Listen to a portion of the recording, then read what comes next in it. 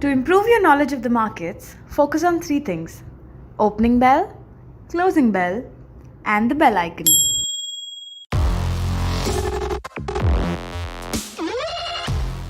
Dear friends, welcome to this episode of Weekly Market Outlook. Last week global markets में majorly हम लोगों ने एक सेलिंग के साथ साथ काफ़ी वॉलेटिलिटी भी देखी क्योंकि कोविड-19 केसेस के जो सेकेंड वेव ऑफ अटैक से मार्केट सेंटिमेंट्स वीक हो गए थे और वर्ल्ड वाइड 3.3 करोड़ केसेस और करीब 10 लाख डेथ्स हो चुके हैं अब तक। और इंडिया की बात करूं तो यहाँ 60 लाख केसेस और 94,000 प्लस डेथ्स हो चुके हैं। इसके अलावा वर्ल्ड हेल्थ ऑर्गेनाइजेशन WHO ने यह कहा है कि यदि दुनिया के देश सही तरीके से रोकथाम नहीं करते हैं तो डेथ काउंट डबल भी हो सकता है। इसके अलावा यूएस स्टिमुलस पैकेज पर अभी तक रिपब्लिकन्स और डेमोक्रेट्स के बीच में सहमति नहीं बनी है, जिसका असर भी मार्केट्स पे दिखा। यूएस मार्केट्स में डाउ जोन्स और S&P 500 में 1.75% और 0.63% की गिरावट देखी गई। वहीं नैस्डैक में 1.1% की तेजी देखी गई। CBOE विक्स जिसे फियर इंडेक्स कहते हैं उसमें 2.13% की तेजी देखी गई। मतलब ओवरऑल फियर इंडेक्स जो है वो जरा सा बढ़ा यूएस मार्केट्स का। ओवरऑल यूएस मार्केट्स में टेक्नोलॉजी स्टॉक्स काफी वोलेटाइल रहे लास्ट वीक। यूरोपियन मार्केट्स की बात करूं तो चाहे वो यूरो स्टॉक्स 50 हो या जर्मनी का डैक्स 30 हो या फिर ब्रिटेन का FTSE 100 हो या फिर फ्रांस का CAC 40 हो, सब में गिरावट देखी गई लास्ट वीक। एशियन मार्केट्स में भी चाइना का शांघाई कॉम्पोजिट हो या फिर जापान का निक्के या फिर इंडिया का निफ्टी, सेंसेक्स और बैंक निफ्टी, सब में गिरावट देखी गई। ओवरऑल वर्ल्ड वाइड में ही एक सेलिंग ट्रेंड देखा गया लास्ट वीक। कमोडिटीज की बात करूं तो बोथ गोल्ड और सिल्वर में काफी गिरावट देखी गई। गोल्ड में करीब 5% की और सिल्वर में 15% प्लस की गिरावट रही।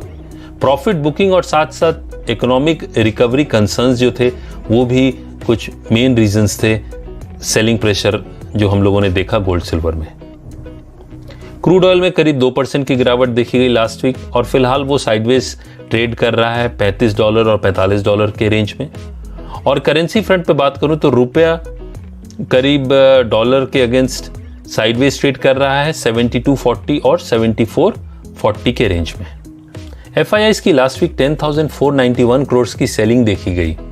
वहीं DIIs की 4,249 करोड़ की बाइंग रही।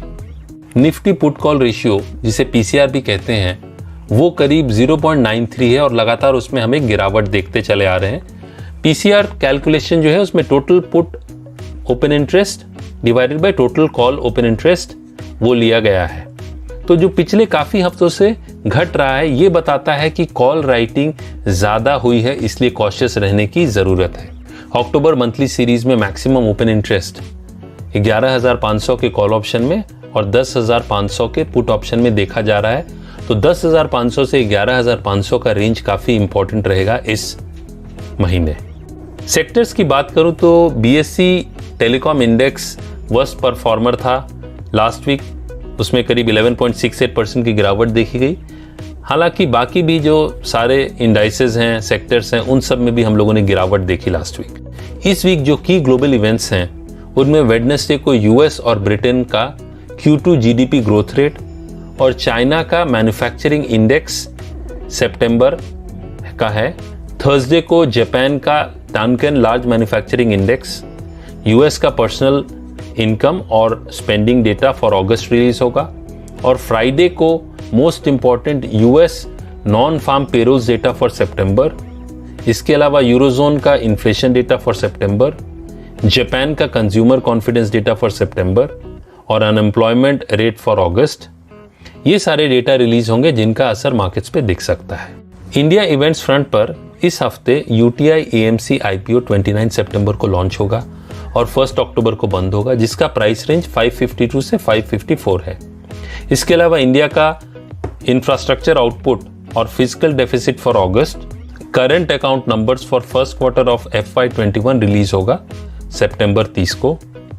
ऑटो सेल्स नंबर्स फॉर सितंबर 1 अक्टूबर को रिलीज होगा और 1 अक्टूबर को ही मार्केट मैन्युफैक्चरिंग PMI डेटा भी रिलीज होगा, तो इनका असर हमें डोमेस्टिक मार्केट्स पे देखने को मिल सकता है। मार्केट आउटलुक की बात करूं तो मार्केट की नजरें 1 अक्टूबर की आरबीआई मॉनेटरी पॉलिसी पर रहेगी। Rate cut is not expected, पर की फोकस रहेगा आरबीआई के स्टेटमेंट पर। इसके अलावा सुप्रीम कोर्ट का डिसीजन लोन मॉरेटोरियम और इंटरेस्ट रेट वेवर पर 28 सितंबर को एक्सपेक्टेड है, तो उसका असर फाइनेंशियल सर्विसेज सेक्टर पर देखा जा सकता है। और मोस्ट इंपॉर्टेंट ये खबरें भी आ रही हैं कि सरकार एक additional economic stimulus package announce कर सकती है, तो इसका असर भी मार्केट्स पर रह सकता है। ये ट्रेडिंग वीक जो है एक शॉर्ट एंड ट्रेडिंग वीक है, क्योंकि फ्राइडे को गांधी जयंती के कारण छुट्टी है। मार्केट में इस हफ्ते काफी वॉलेटिलिटी देखी जा सकती है, इसलिए कॉशियसली ट्रेड करें। टेक्निकल इंडिकेटर्स मिक्स सिग्नल्स दे रहे हैं, तो इस वीक निफ्टी 10,750 और 11,350 के रेंज में ट्रेड करता दिख रहा है, तो ये दो लेवल्स जो हैं वो काफ़ी इंपॉर्टेंट हो जाते हैं। वहीं बैंक निफ्टी की बात करूं तो बैंक निफ्टी का सपोर्ट 20,500 और उसके बाद 19,500 पर है। वहीं रेजिस्टेंस 21,500 और उसके ऊपर 22,100 पर है। तो आज के लिए इतना ही दोस्तों। Take care and stay safe. Thank you.